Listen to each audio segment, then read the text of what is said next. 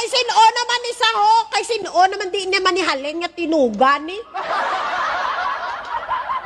May nag-ano daw offer, 10 million sa mga basuriro nga mga minions. Yade pota, sino mag-offer 10 million sa mga bango nyo nga mga minions man? Sino mag-offer ng 10 million? Hindi nga nila maayos-ayos yung script nila.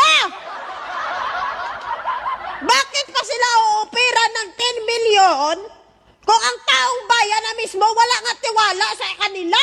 Pinagtatawanan nga kayo. Pinagtatawanan nga sila.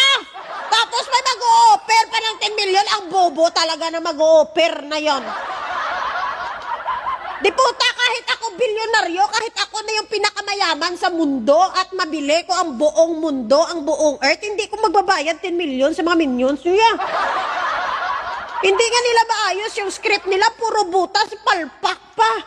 Tapos pagkatapos ng mga blue ribbon, yung pinagtawanan na sila. Tapos magbabayad pa ng 10 million, yadi puta! Kukuha na lang ako ng totoong artista, yun talaga magaling mag-script yun. Kaysa ibayad ko sa mga minions, yung mga basuriro, ngayon di puta, hindi nga nila matama-tama, yung mga pinagsasabi nila, puro palpak.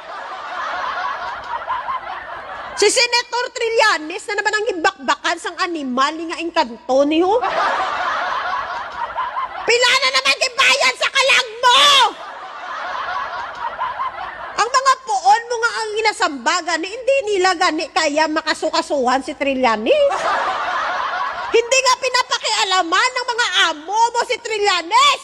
Tapos ikaw naglakas loob ka nga banatan si Trillanes. Sabi ni Sentre sa'yo, i-take down mo yung video mo o ikaw ang sunod nga kasuhan nga engkanto ka. Ha? Yan lang ang sabi sa'yo ni Senator Trillanes. Napakulong nga niya yung puon mo! Ikaw pa kaya nga engkanto!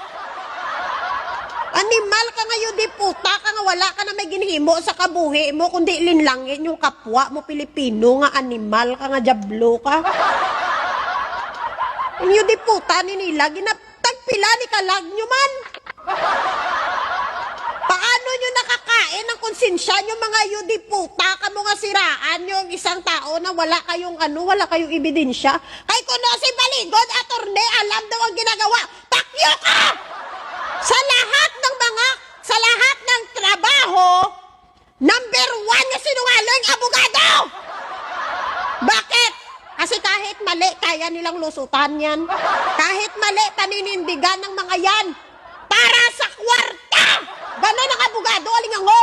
Kaya wag mong sabihin na abogado, nagsasabi ng totoo, gago, kaya yung pinakasinungaling na trabaho. Animal ka. Bugoon nyo pa yung mga tao, niloloko nyo ng mga tao, yung di puta, ning ari sila mga yawa, ni sila mo. Sila ang nag-iiwan ng mga paglilinlang, panggugulo sa isip ng mga kapwa natin Pilipino. Mga yudi puta ni sila eh. Kahit fake news, papatusin ang mga animal na to. Hindi niya daw sinabi, yun daw ay ayon sa post kasi takot kang makasuhan ng cyber libel. Kaya nag-iingat ka sa mga sinasabi mo, pero ang video mo nag-iiwan ng kaguluhan at paglilinlang sa isip ng makarinig ng mga yudi puta nga DDS. Yudi puta, kadamo sa mga engkanto, sa mga Duterte, di nila ginapangwa man. Bigla-bigla lang may sumusulpot ng mga engkanto. Father, kailangan nyo na sigurong basbasan ng holy water ang Pilipinas. Paliguan na siguro ng holy water ang Pilipinas kaya naglalabasan ang mga masasamang engkanto ngayon. Mga animal na to. Si Sentre na naman binabanatan mo. Go ahead! Sabihin mo kay Baligod-God, patunayan niya nga si Sentre talaga ang nag-chat at nag-text sa kanya.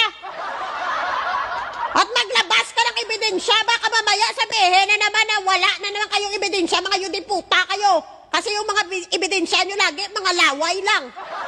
Pag ginanapan na kayo ng ebidensya, mga yun din puta, wala na kayong maibigay. Mga animal na to, patahimik ka nyo yung Pilipinas! Gumawa ka naman si Sentry, ay, bastrokon ko na lang ni sa karon mo. Si Sentry na naman binanatan sa inyo di putaya. Oh, hindi nyo kasi kayang idibang kapag kabobo ni Sara, kaya si Sentry na naman yung binanatan, mga yun di puta ka mga